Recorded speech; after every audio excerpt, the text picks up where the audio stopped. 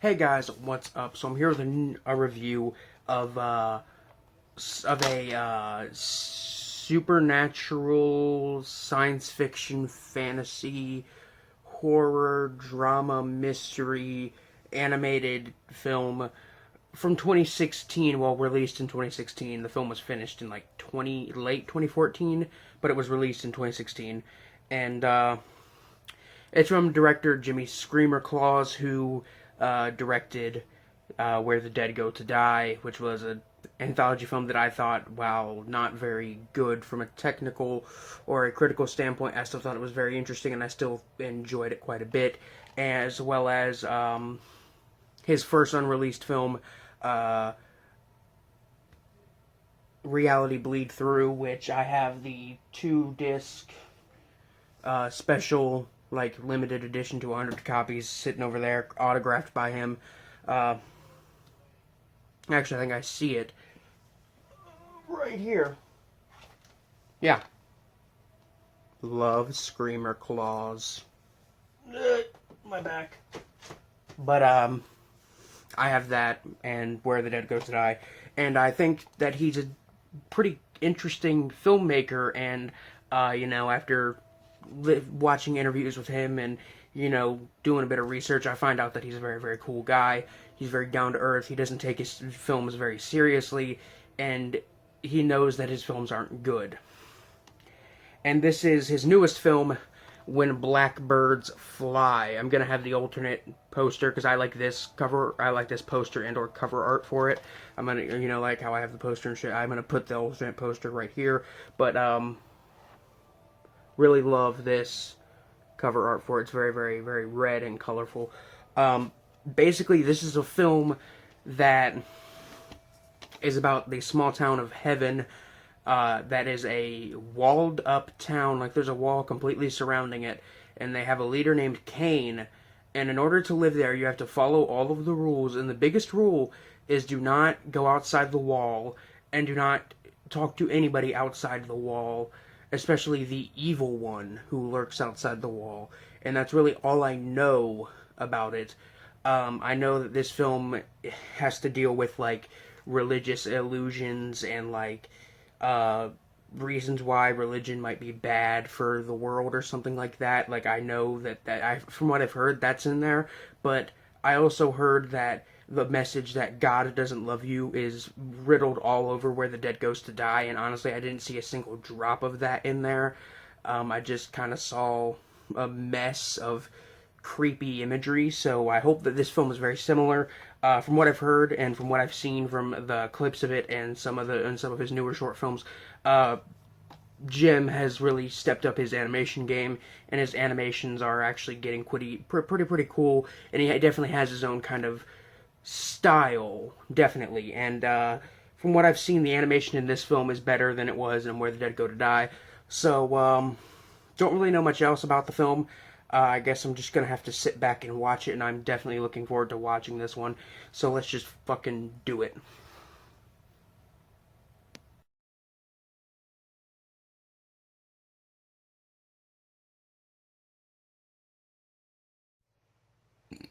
Mm. So overall, the film follows basically this young boy whose name is really ridiculous, and I can't remember it because it was like a ridiculous name in general, not just like a ridiculous name for a boy. It just felt like something out of fucking MMO. Um, but basically, this young boy, he goes and decides he is born, and at the very beginning of the movie, he's basically born, and it's really interesting how children are born in this universe. Like, I don't know how to explain it exactly, but it's very strange. Uh, but basically, but I'm trying to position myself just right. Uh, Basically, the film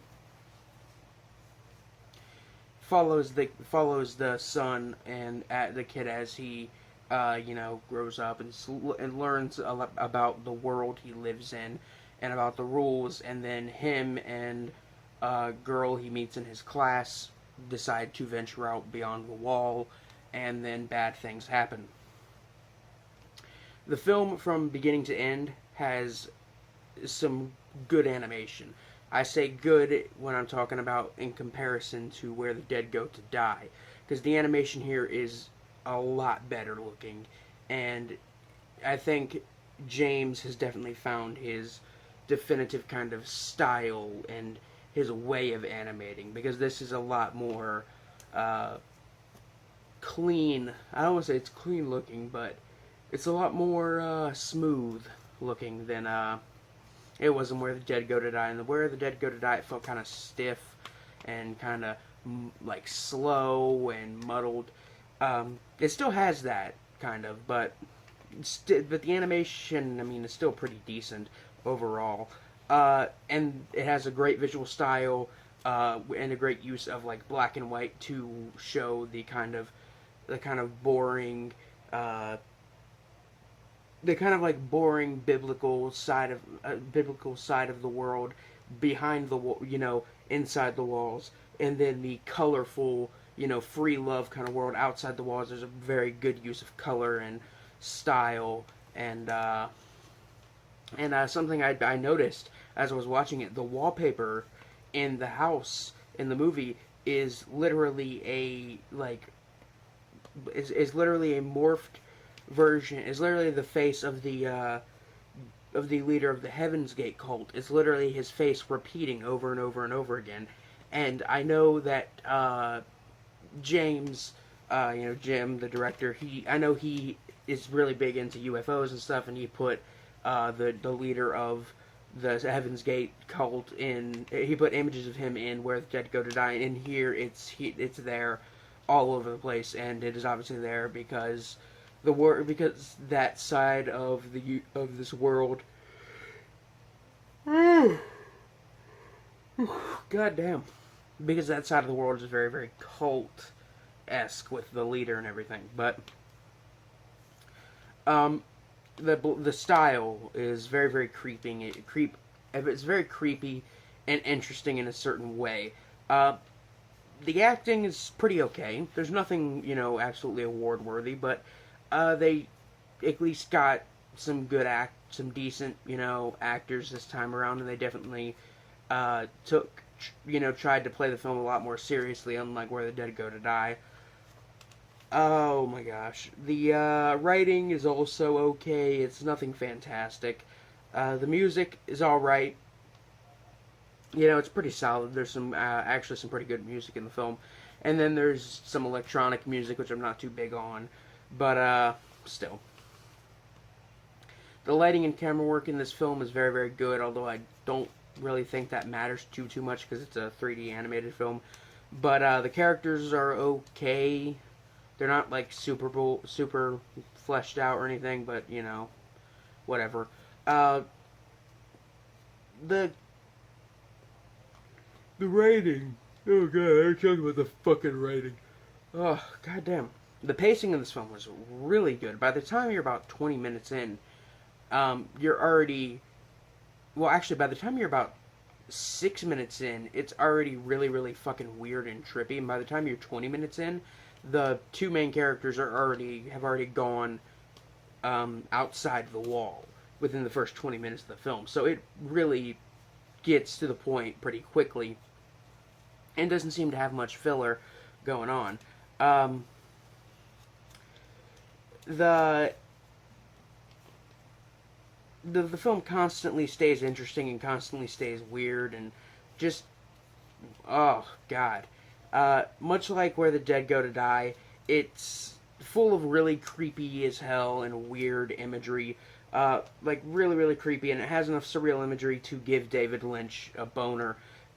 It is just full of surreal, weird shit going on, and I honestly really dig it. Honestly, if you've seen James's films before, if you've seen Where the Dead Go to Die, if you've seen Reality Bleed Through, if you've seen his previous short films, if you've seen Affection, if you've seen his new short film, Recluse, then I think you know what you're in for the most part.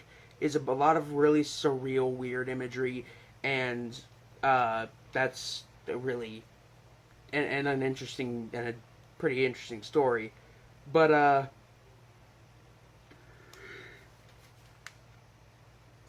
goddamn, I'm yawning like a motherfucker. Something funny I realized within the first few minutes of the film. There's a scene where they walk into a church, and you see Tommy from the first segment of Where the Dead Go to Die sitting in the church, and you also see him sitting in the classroom. Um, I'm sure that James just put that in there as like a little funny cameo, and I really dig it.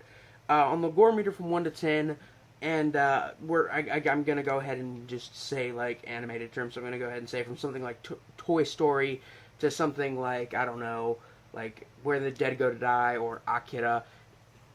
When Blackbirds Fly is probably on par with Where the Dead Go to Die. I mean, it's not an absolute 10, but it's at least an 8. Like it is violent and weird and surreal, and some of the imagery is just like unexpected. Honestly, even for for this guy's standards, even for James's standards, this is weird. Well, some of the imagery is, that is. It's definitely a better film than Where the Dead Go to Die. I enjoyed it a lot more, and I could definitely say that this is a good film, and kind of a good film in a critical sense, because the animation isn't as bad, and the acting isn't as bad, and the writing isn't as bad, and it isn't as, like, incoherent and shocking, but it's still just as surreal as Where the Dead Go to Die. It's a lot less disturbing, but it's a lot more coherent than Where the Dead Go to Die, and this is definitely one of the ones I think if you want to try and get into this guy's stuff, I think you should maybe start with this one or Reality Bleed Through, because those two are two good examples of his like form of creativity and how weird his stuff can get. And my final conclusion on this film, which I wrote while watching it, this film is a lot like if you were to witness a mass murder while on an acid trip. It turns into some kind of nightmare world full of black and white, surreal, colorful imagery, full of like just imagery of nothing but sex and violence and religious metaphors, and it is really cool to watch. And it is way better than Where the Dead Go to Die. I would probably give it a 4 out of 5. And I definitely say that if you enjoyed Where the Dead Go to Die, you enjoy James's short films or his other films, then I definitely say this is one to watch. It's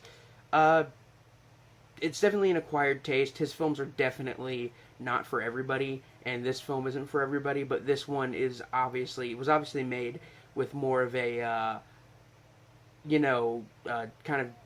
This one was made with the idea that more people will see it because how popular Where the Dead Go to Die was. So I guess he wanted to make it a little more coherent. But something I really thought was interesting was I heard that this film was like supposed to be kind of like a propaganda film, and I was like, how is it a propaganda film? It's a film based in another universe.